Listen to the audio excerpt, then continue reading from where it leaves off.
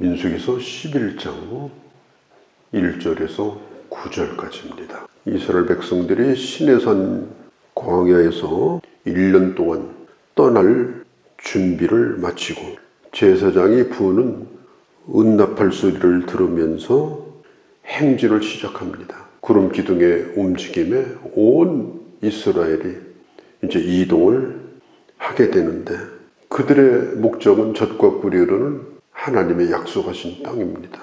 그런데 그들이 시내산을 떠나는 순간 그들을 기다리고 있는 것은 광야라고 하는 현실입니다. 시내산을 떠나서 남쪽 지역까지 이제 가려고 하면 세일산이라고 하는 산을 지나가야 합니다. 그리고 더 걸어서 도착한 곳이 어디냐? 가데스 바네아라고 하는 곳이에요. 가나안 땅 남쪽 경계지역입니다. 여기까지 얼마나 걸렸느냐? 10하루가 걸렸어요. 그 오는 길을 신명기서 1장 2절 그리고 19절에 보면 크고 두려운 광야를 지나갔다. 그들이 경험한 것은 10하루 동안 뭘 경험했느냐? 굉장히 험한 지형, 메마른 지형, 그런 광야를 10하루 동안 경험을 했습니다. 거기서 하나님을 원망해요. 하나님께서 다시 이스라엘 백성들을 유턴시킵니다. 이제는 남쪽이 아니라 동쪽 지역으로 이동을 시킵니다. 거기까지가 얼마나 걸렸느냐? 신명기서 2장 14절에 보면 38년이 걸렸습니다. 1차 이동 거리가 10하루. 시내산에서 10하루만 걸으면 가나안 땅 접경까지 올 수 있는 거리예요. 2차 이동 거리가 38년. 똑같은 거리입니다. 그런데 38년이 걸렸습니다. 하나님께 순종하면 들어갈 수 있는 시간은 10하루. 하나님 앞에 불순종함으로 방황했던 시간은 38년. 어떤 유행가 가사처럼 이스라엘 백성들은 잃어버린 40년을 살고 말았어요. 안타까운 일이죠.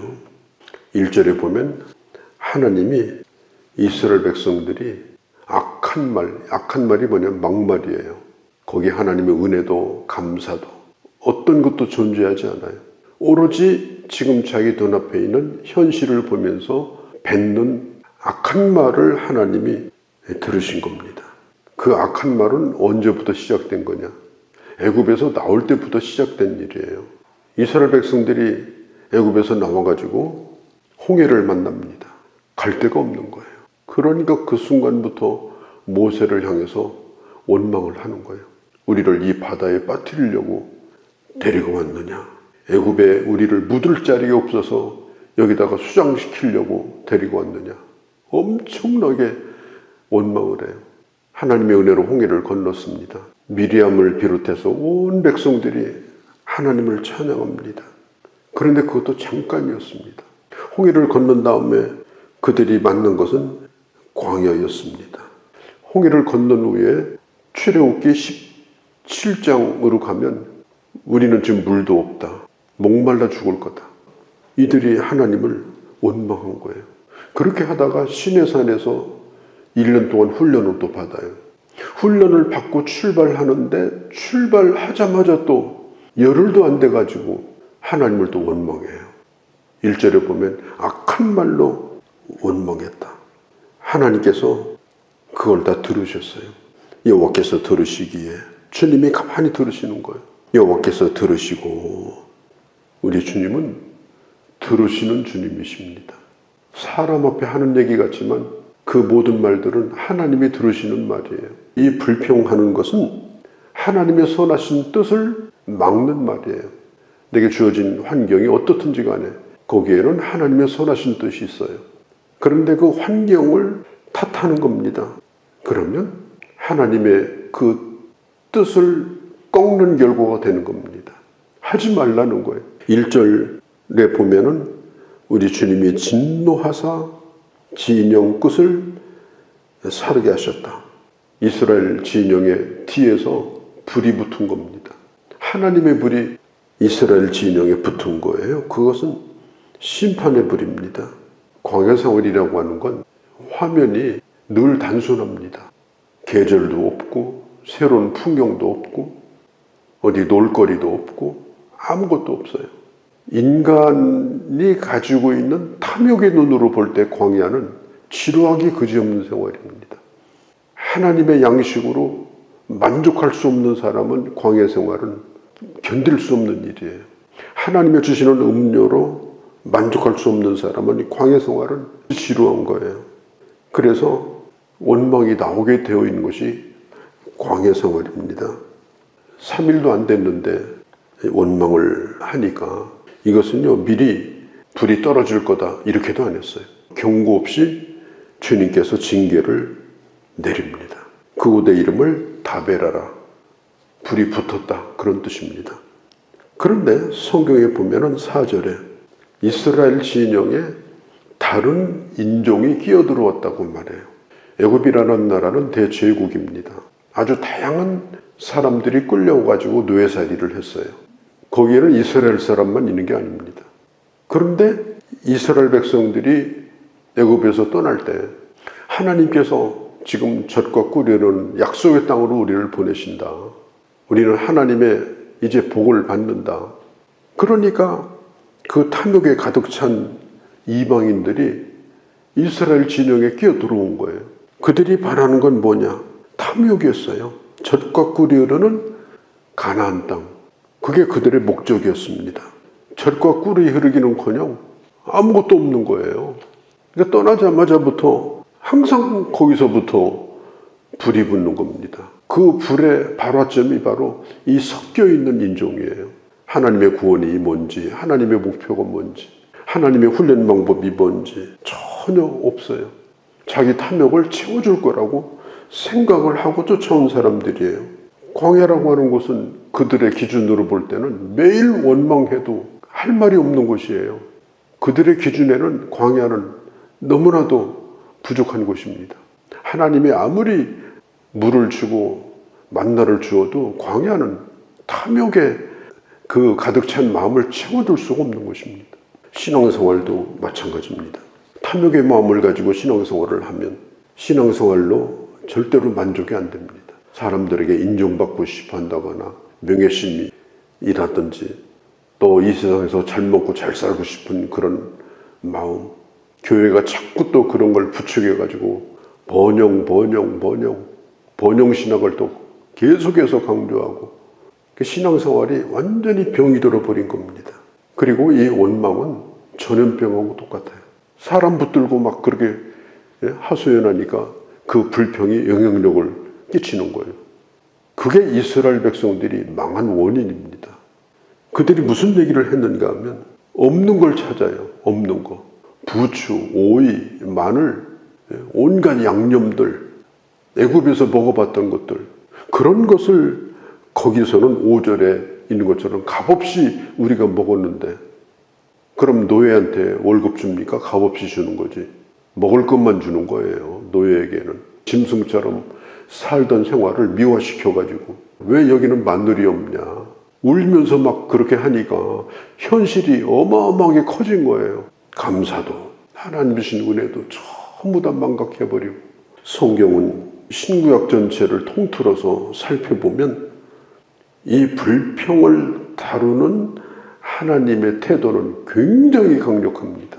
우상 숭배한 것보다 더 강력합니다. 우리가 신앙생활을 하면서 나도 모르게 불평을 해요. 뭐 교회가 어떻고 이런 거. 굉장히 나쁜 버릇입니다. 이것은 우상 숭배보다 훨씬 더 악한 거예요.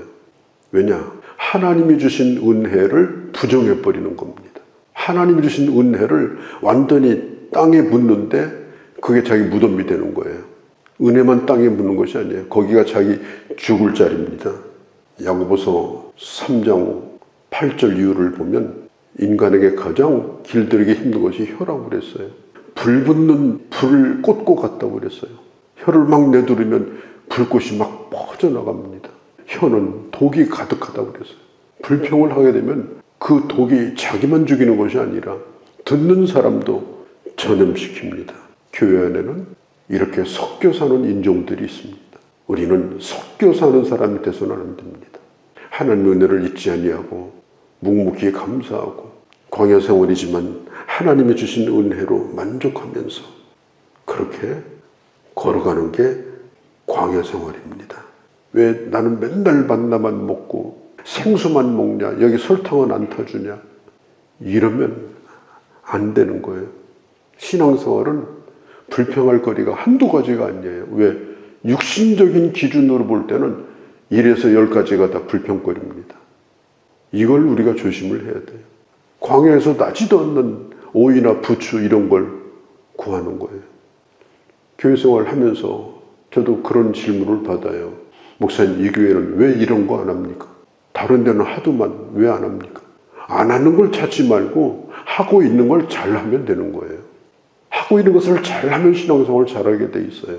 부추 찾고 파 찾고 뭐 대파는 어디 있냐, 쪽파는 어디 있냐, 그렇게 하는 거예요. 만나만 있으면 되잖아요. 그래서 주님이 6절부터 9절까지 만나에 대한 설명을 4절이나 한 게 왜 그런지 아세요? 만나가 있지 않냐는 거예요. 그 양념이 뭐가 중요하냐는 거예요. 주식은 하나님이 주시는 만나다. 그걸 주님이 가르쳐 주시는 것입니다. 참 힘들면 모세에게 물어볼 수도 있어요. 이렇게 사는 게 힘든가요? 얼마나 더 걸어야 되나요? 그 정도는 용서받을 수 있습니다. 우리가 힘들면 힘들다는 얘기를 왜 못하겠습니까? 사람인데. 그런데 거기다가 하나님을 개입시켜가지고 하나님이 이러면요, 또 누군가를 끌어들여가지고 누구 때문이다 이러면 그것은 이미 선을 넘어간 겁니다. 심지어 만나만 먹어가지고 지금 힘이 안 된다. 그러니까 주님이 하시는 말씀이 뭐라고 그래요? 만나 외에는 6절에 보이는 것이 없다. 그러니까 만나면 족하지 않느냐. 모든 걸 다 유래해 먹을 수 있다. 종합 영양이 다 거기에 있다. 만나만 먹어도 광야생활 40년 넉넉하다. 그 얘기를 하시는 겁니다. 33절에서 35절에 보면 기브롯 핫다 아와라고 하는 곳이 나옵니다. 기브롯 핫다 아와가 어디냐? 하나님을 원망하니까 계속 죽어나가는 거예요. 한두 사람 죽을 때는 무덤도 파서 묻는데 너무 많이 죽어나가니까 그냥 시체를 둘 곳이 없는 거예요. 그냥 서 있는 곳이 무덤이에요. 너 서 있는 곳이 무덤이다. 참 기가 막힌 얘기 아닙니까? 오늘 불평하면 거기가 무덤이 되는 거예요. 하나님의 목적은 언제나 선하십니다. 광야를 뛰어넘어서 그 광야의 훈련을 통해서 하나님의 자녀로 나를 만들어 주시고 그리고 장차 가나안으로 인도하시는 그 선하심을 믿고 주님과 함께 걸어가는 우리 인생의 길, 이게 얼마나 중요한가 하는 걸 오늘 성경이 말하고 있는 것입니다. 걸어가신 우리 아버지, 하나님은 들으셨고 진영의 끝에 불을 살랐지만 그들은 입을 다물지 못하고 계속 원망함으로 그들이 있는 곳이 곧 무덤이 되고 말았습니다. 우리는 이미 애굽을 떠났고 애굽에서 먹고 놀던 거 그건 자랑이 아니라 부끄러운 일이고 그리고 오늘 하나님의 은혜로 만족하면서 단순하지만 반복하는 일이지만 그 은혜가 끊임없이 은혜가 되게 하시고 하나님 인도하심으로 만족할 수 있는 저희들의 삶이 되게 하셔서 주님과 함께 걸어가는 인생의 참으로 복됨을 잃지 아니하고 살아가는 저희가 되게 하여 주옵소서. 우리 주 예수님의 이름으로 기도하옵나이다. 아멘.